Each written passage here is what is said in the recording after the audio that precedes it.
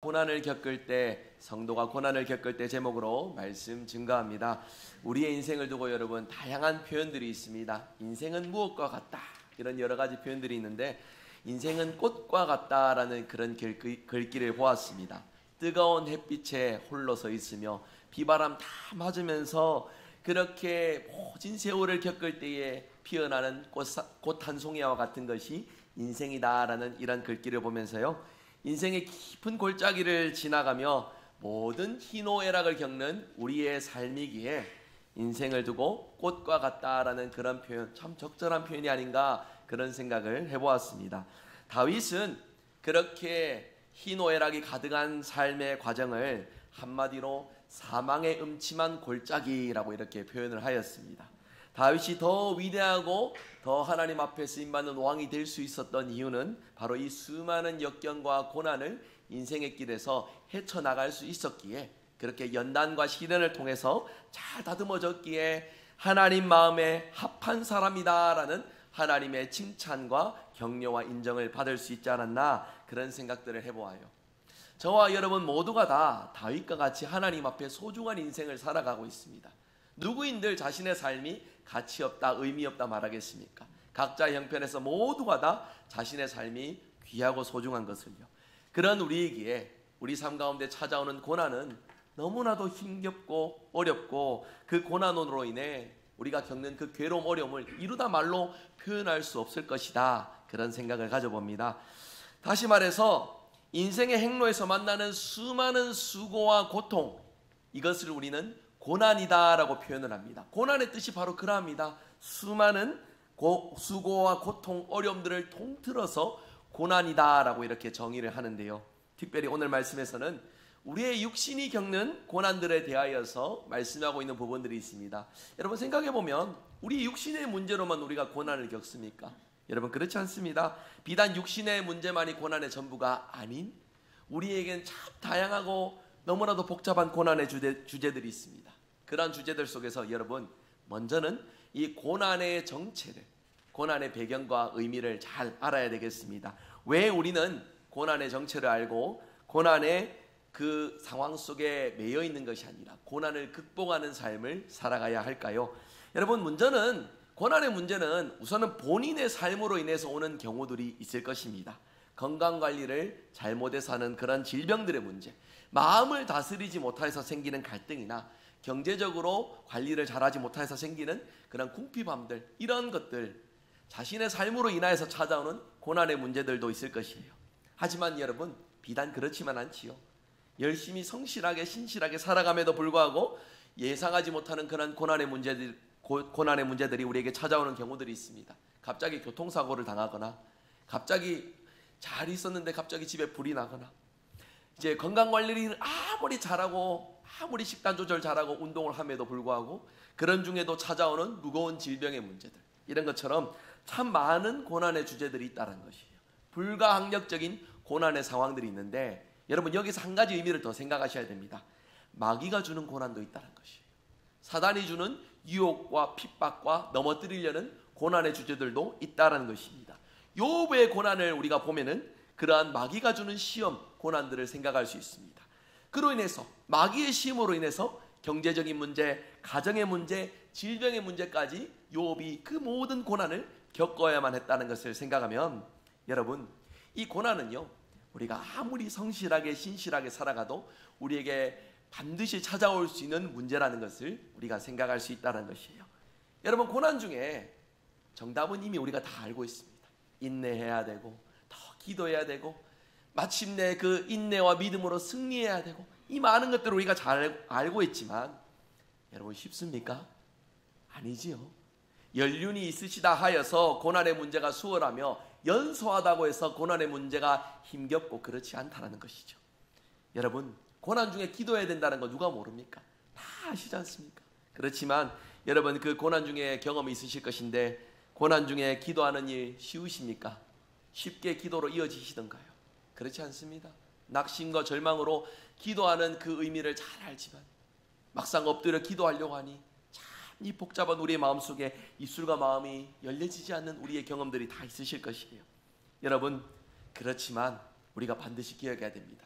그 고난을 거쳐갈 때에 우리의 삶을 통해 하나님은 영광 받으시고 우리의 삶을 통해 복음이 더 살아 힘있게 증거되는 역사가 나타나게 될 것입니다. 믿으십니까? 하나님은 하나님의 영광을 위하여 우리의 삶을 주관하시고 이끌어 가십니다. 그 속에 우리가 원치 않지만 고난의 문제들을 직면할 때가 있습니다. 그 중에 우리가 오늘의 이 말씀을 통해서 고난을 겪을 때에 우리는 어떠한 삶을 살아가야 될지 세 가지 주제를, 세 가지 목표를 두고 우리가 이 시간 말씀을 통해 결단할 수 있기를 바랍니다. 세 가지를 생각해 보면요, 먼저 첫 번째는 고난 중에 있을 때 교회 지도자에게 도움을 요청할 수 있어야 되겠습니다. 여러분, 고난을 당하는 경우는 앞서 살펴본 것처럼 다양합니다. 믿음으로 인해 고난을 당할 수도 있고요, 내 삶에 아무런 이유 없이 찾아오는 고난의 문제들도 있습니다. 그리고 또 틀림없이 죄로 인해 찾아오는 고난의 문제들도 있다라는 것이죠. 야고보 사도는 이 고난의 문제를 질병과 관련하여서 오늘 말씀에서 언급하고 있는데, 여기서 질병은 육체적인 질병으로 거동조차 하지 못하는 그런 상황들을 일컫는 말입니다. 이 부분을 염두하면서 우리 13절 14절 말씀 화면 보시면 함께 읽어보도록 하겠습니다. 함께 읽겠습니다. 너희 중에 고난당하는 자가 있느냐? 그는 기도할 것이요, 즐거워하는 자가 있느냐? 그는 찬송할지니라. 너희 중에 병든 자가 있느냐? 그는 교회의 장로들을 청할 것이요, 그들은 주의 이름으로 기름을 바르며 그를 위하여 기도할지니라. 아멘.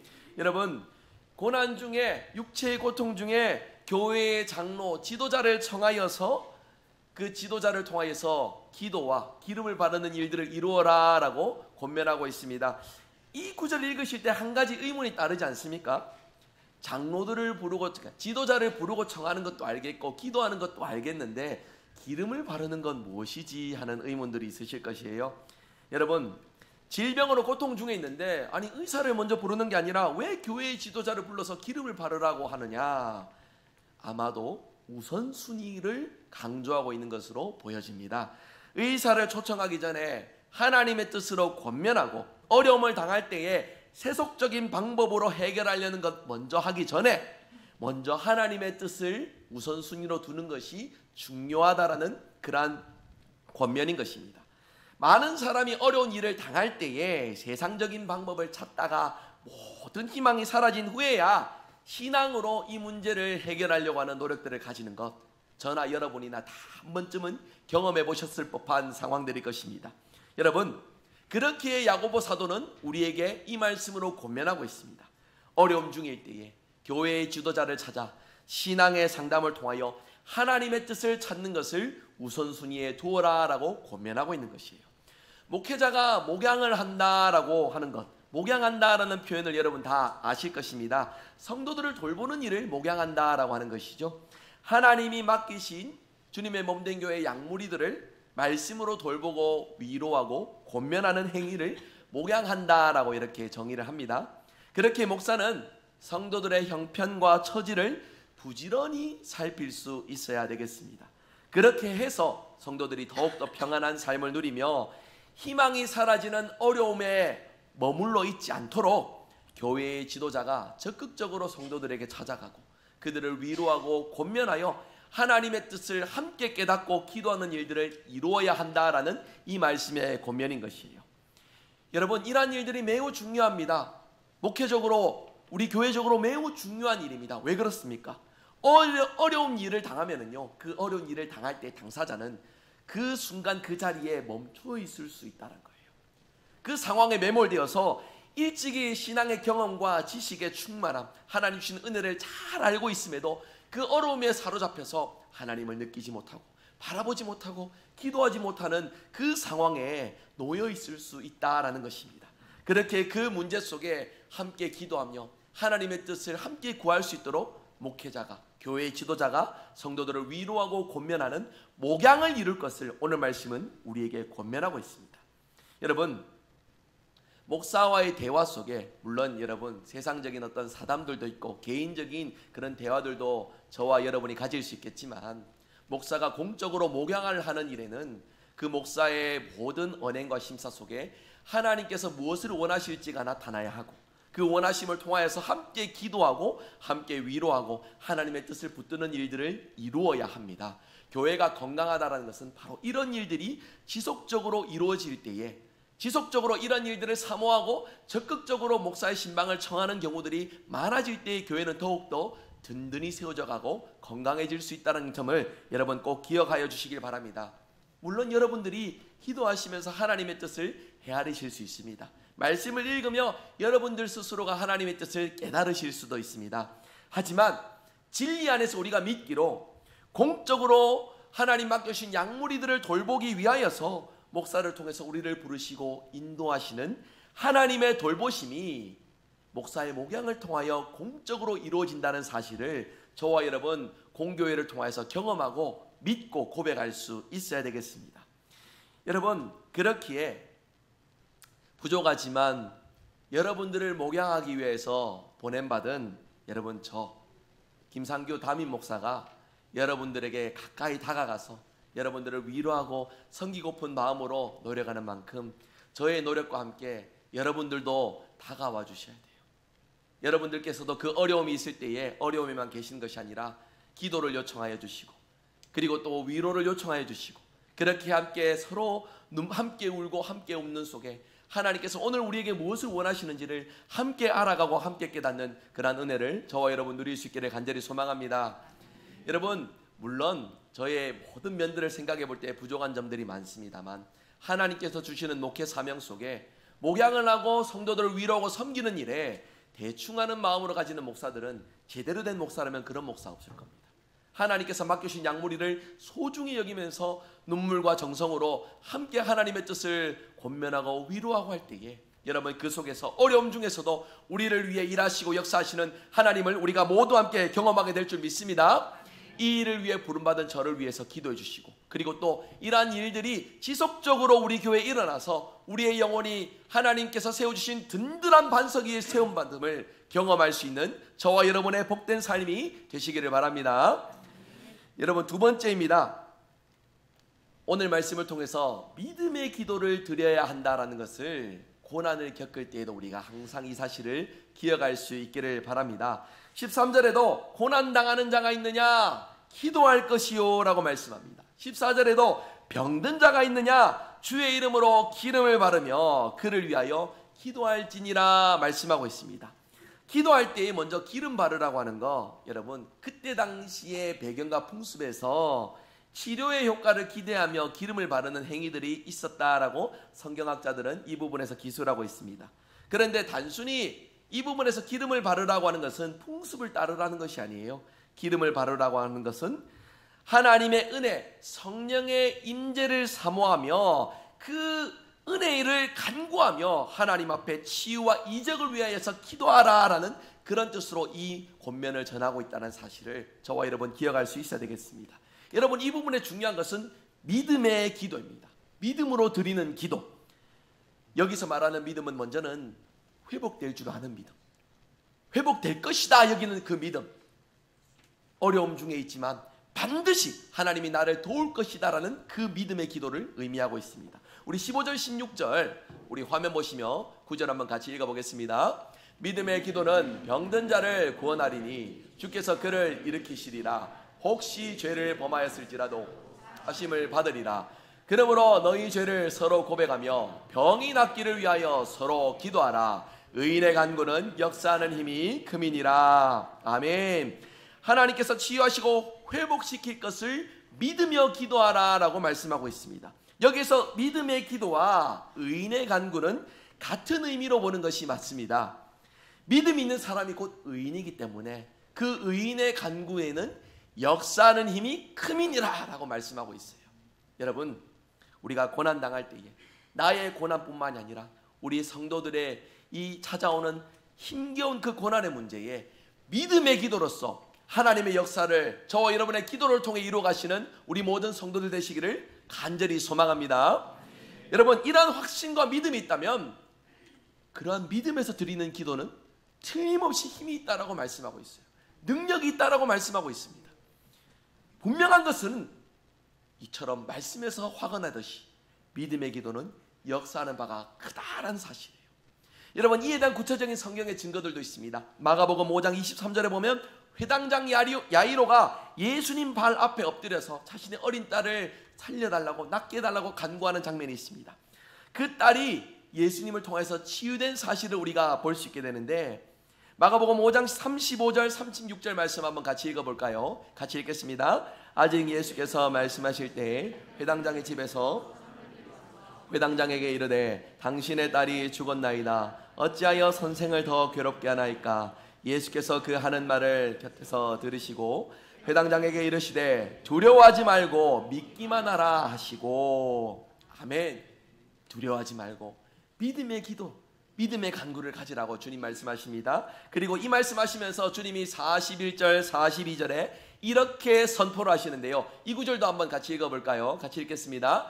그 아이의 손을 잡고 이르시되 달리다굼 하시니, 번역하면 곧 내가 내게 말하노니 소녀야 일어나라 하심이라. 소녀가 곧 일어나서 걸으니 나이가 12살이라. 사람들이 곧 크게 놀라고 놀라거늘. 아멘. 그 믿음을 통하여 우리 주님의 일하심 속에 온전히 치유됐다는 능력의 사건을 우리에게 보여주고 있습니다. 마태복음 17장에도 여러분 동일한 사건, 비슷한 사건이 있습니다. 간질이 걸린 아이를 고쳐달라고 제자들에게 먼저 찾아갔습니다. 그런데 제자들이 아무리 안수하고 기도하여도 치유와 회복의 역사가 나타나지 않습니다. 예수님은 여기에서 제자들의 물음, 예수님 왜 우리는 그렇게 하지 못합니까? 라는 그 물음에 예수님이 이렇게 대답하셨습니다. 마태복음 17장 20절 말씀 한번 같이 읽어보도록 하겠습니다. 이르시되 너희 믿음이 작은 까닭이니라. 진실로 너희에게 이르노니 만일 너희에게 믿음이 겨자씨 한 알만큼 있어도 이 산을 명하여 여기서 저기로 옮겨지라 하면 옮겨질 것이요 또 너희가 못할 것이 없으리라. 아멘. 주 안에서 사랑하는 성도 여러분, 믿음의 기도는 이처럼 역사하는 바가 큽니다. 그렇기에 우리가 그 상황에 매몰되지 말고 믿음의 기도로 하나님의 능력을 구하실 수 있는 저와 여러분의 기도의 간구, 저와 여러분의 기도의 모습이 될 수 있기를 바랍니다. 여기서 한 가지 의미를 좀 더 생각을 해보고자 합니다. 믿음의 기도는 확실히 이루어질 것을 믿으며 확신하며 드리는 기도라 했습니다. 그런데 한 가지 의미를 더 생각하면은, 여러분 믿음으로 기도하며 하나님 회복시켜 주세요, 낫게 해주세요, 하나님 온전케 하여 주세요, 이렇게 아무리 간절하게 믿음으로 간구하고 기도해도 우리가 회복되지 못하거나 낫지 못하거나 어려운 상황이 지속되는 그런 경우들도 있습니다. 여러분, 그럴 때 우리의 낙심이 얼마나 큽니까? 내 믿음이 문제가 있나? 내가 신앙생활 잘못했나 싶은 여러 가지 어떤 생각들이 우리의 마음을 엄습합니다. 여러분, 하나님께서 허락하신 진리 안에서 선포하기를 우리의 인생의 모든 것이 하나님의 계획으로 이루어지는 줄 저와 여러분 믿으실 수 있기를 바랍니다. 그렇게 믿음의 기도는요, 확실히 응답받을 것이다, 회복될 것이다라는 그 간구와 함께 모든 것이 하나님께 달려있음을 믿고 확신하며 드리는 기도도 믿음의 기도의 한 부분이라는 것이에요. 그것이 내 바람과 내 뜻과 일치하지 않을지라도 하나님께서는 가장 선하신 길로 하나님의 뜻을 우리의 인생을 통해 이루어가시며 운행해 가시기에 우리가 내 만족과 내 원함과 내 바람이 이루어지지 않을지라도 그 순간에 하나님의 일하심을 믿고 확신하며 기도로서 하나님의 인도하심을 경험할 수 있는 저와 여러분들이 될 수 있어야 합니다. 여러분, 이 부분에서 우리가 예수님을 생각해 보아야 됩니다.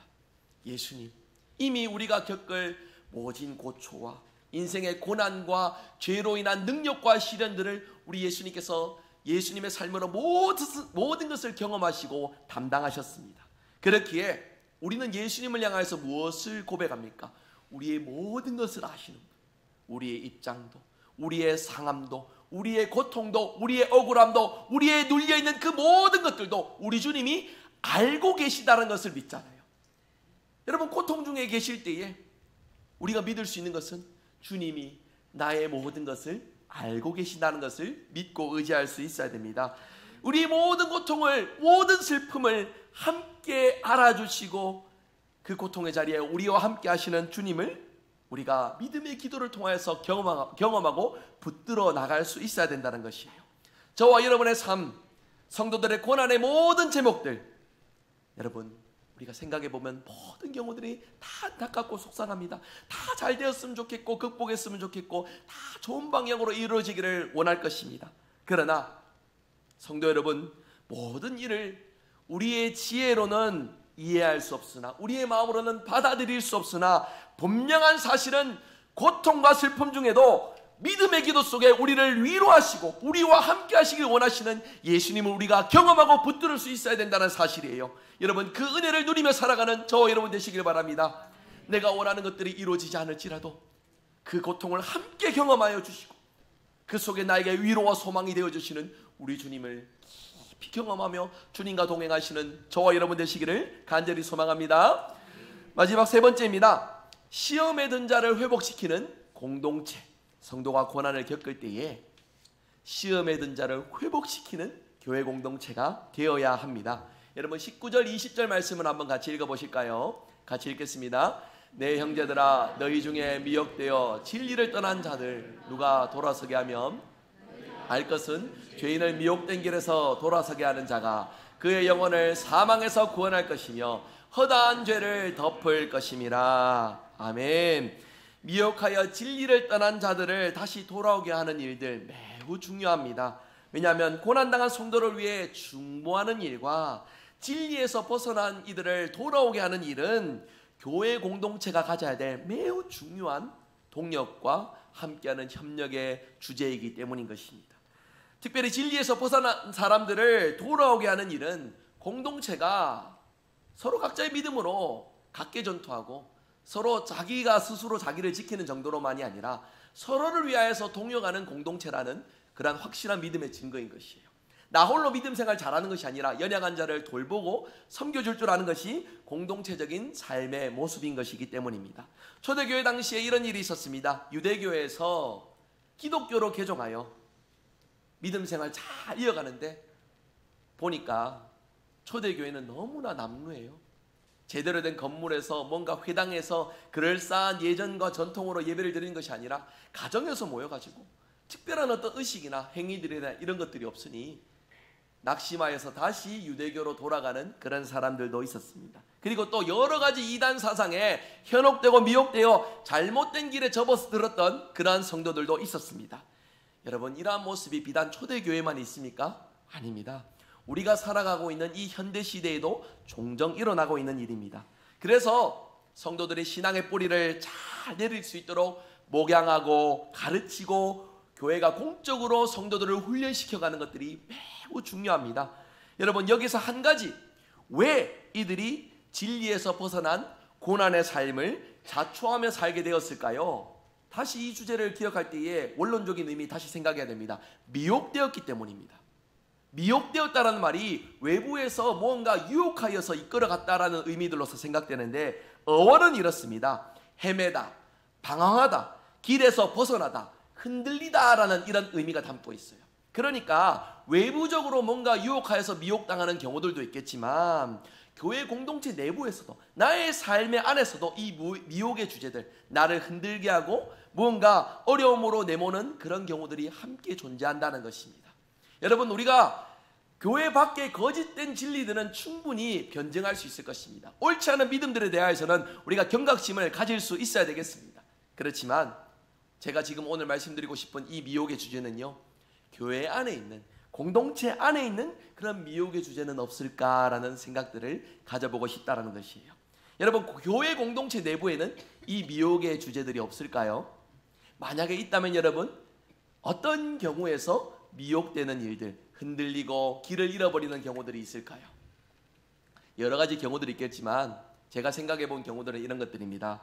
서로 시기하거나 서로 질투하거나 서로 정죄하거나 서로 다투고 싸우거나 서로 갈등을 하거나 강압적인 어떤 서로의 태도들 속에서 서로 상처를 받는 것들로 인하여 미혹되는 경우, 흔들려서 길을 잃어버리는 경우들이 생긴다라는 것이에요.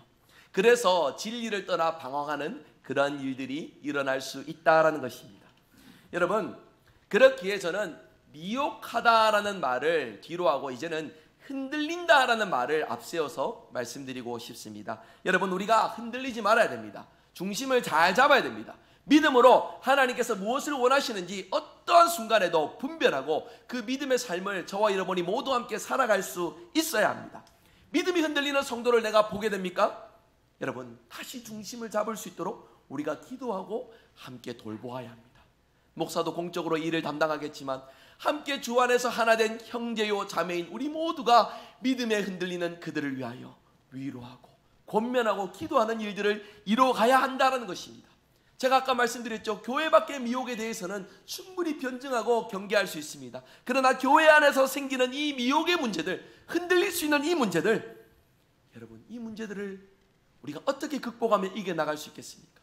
먼저는 내 마음을 굳게 하고 내 마음의 연약한 부분들을 내 스스로가 잘 살필 수 있어야 되겠습니다. 여러분, 이 부분을 위하여서 이 미혹의 문제, 흔들리는 문제, 교회 안에 흔들리는 이 문제를 생각할 때에 저는 결핍의 문제를 좀 생각해 보았습니다. 결핍, 무엇이냐면요, 알고자 하는 결핍, 높임받고자 하는 결핍, 관심받고 싶고 누리고 싶은 그런 마음에 내 마음에 채워지지 않는 것들을 통하여서 그렇게 공허함에 있는 그 결핍.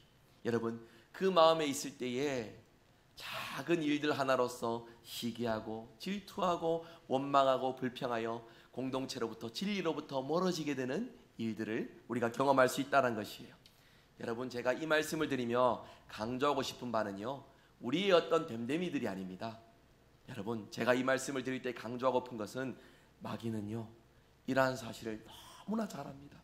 저와 여러분의 인성과 저와 여러분의 중심의 내면 모든 작은 습성까지 마귀는 너무나 잘 알고 있습니다. 그래서 마귀가 믿음으로 살아가고자 흔들리지 않고자 굳게 내 마음을 가지려고 노력할 때에 우리를 너무나도 잘 아는 마귀는 우리가 감당할 수 없는 가장 치명적인 그 연약한 부분, 바로 그 부분을 붙잡고 흔들면서 믿음으로 살아가지 못하도록, 굳게 서지 못하도록 우리를 붙잡고 흔드는 존재라는 거예요. 우리가 우리 스스로를 아무리 잘 챙기고 잘한다고 해서 이 많은 미혹의 문제에서 우리 스스로가 온전해질 수 있습니까? 그렇지 않습니다.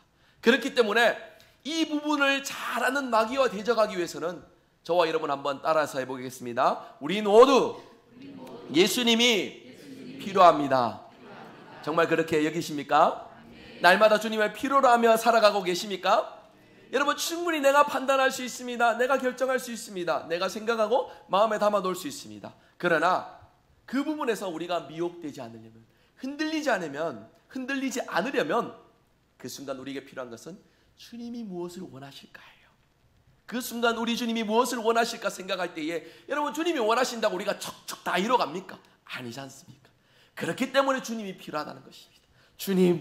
주님이 원하시는 바를 내가 알지만 나는 그 일을 감당할 수 없는 연약한 존재이오니 주여 나를 붙들어 주시옵소서.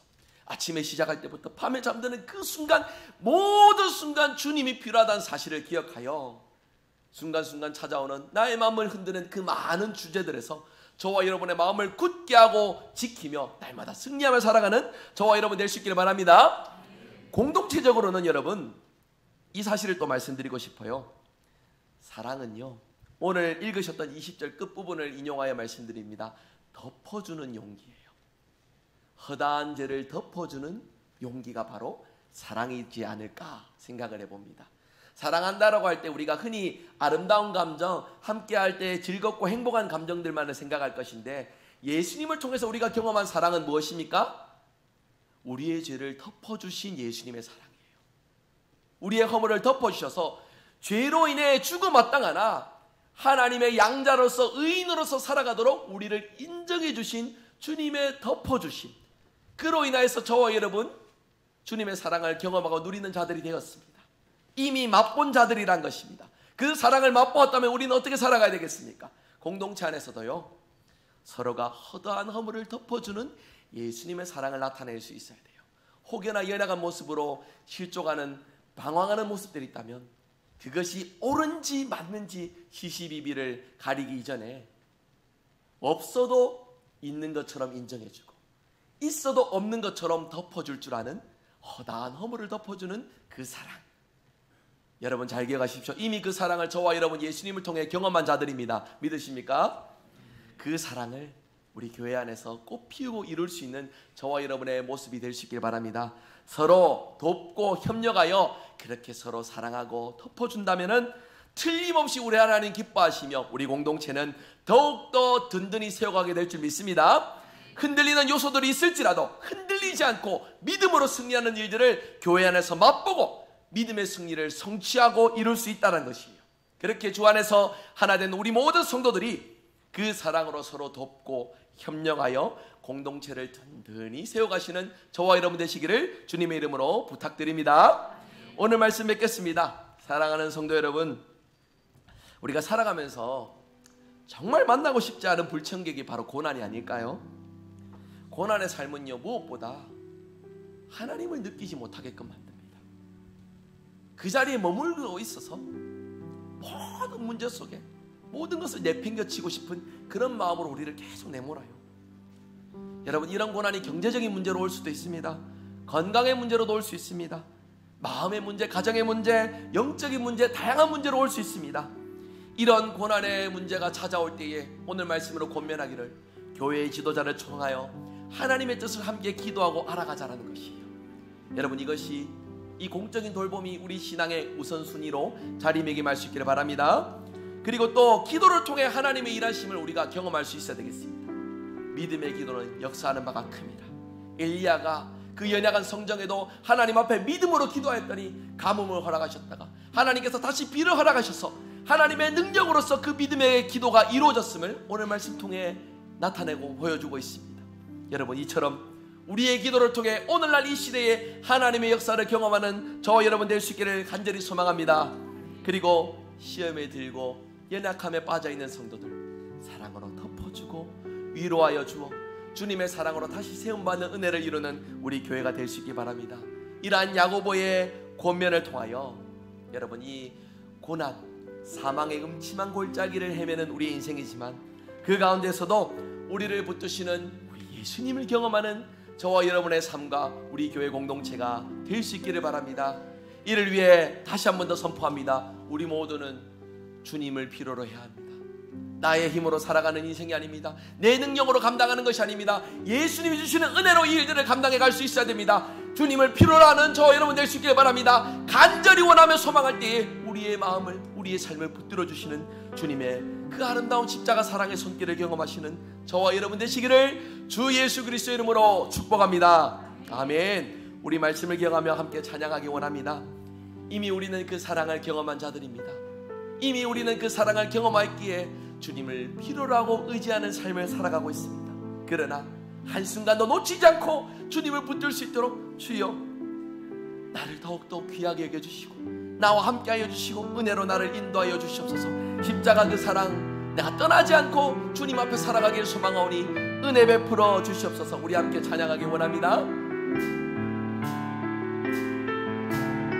마음 다해 고백하기를 원합니다. 십자가 그 사랑, 십자가 그 사랑 멀리 떠나서 무너진 나의 삶 속에 잊혀진 주님의 다하게 굳은 이 마음을 주여 어루만져 주시옵소서. 돌같은 내 마음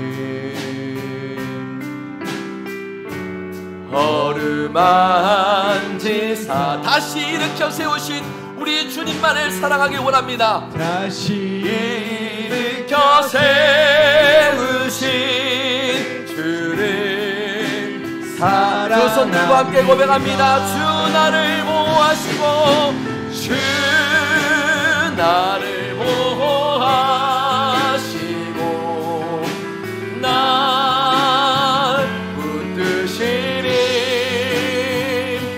나는 고배롭고 존귀한 주님의 자녀라.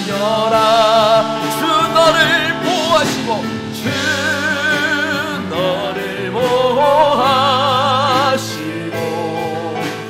널 붙드시니 나는 고배롭고 존귀한 주. 우리 주님의 주님의 돌보심을 기대하며 한 번 더 고백합니다. 주 나를 보호하시고 주 날 붙들어 주실 줄 믿습니다. 날 붙드시니 나는 보배롭고 존귀한 주님의 자녀라. 배롭고 존귀한 주님의 자녀라. 지금도 나와 함께 하시는 줄 믿습니다. 주 나를 보호하시고 날 붙드시니 나는 보배롭고 존귀한 주의 자녀라. 이 시간 함께 기도하기 원합니다. 믿음의 기도로 우리의 삶에 찾아오는 모든 고난들을 이겨내게 하여 주시옵소서. 목회자를 통해 이루어지는 교회의 공적인 돌봄을 통하여 고난 중에도 위로하시고 회복케 하시는 하나님의 능력을 경험하게 하여 주시옵소서. 공동체 모두가 서로 사랑하고 돕고 협력하여 우리를 시험하는 악한 마귀로부터 늘 승리하는 삶을 살게 하여 주시옵소서. 우리 함께 간절한 마음 담아 간절하게 통성으로 기도하며 나가겠습니다. 기도합니다. 주님 감사합니다. 오늘도 함께 하시는 주님을 이 예배를 통해 기도하고 사모하게 하시니 감사합니다. 주님,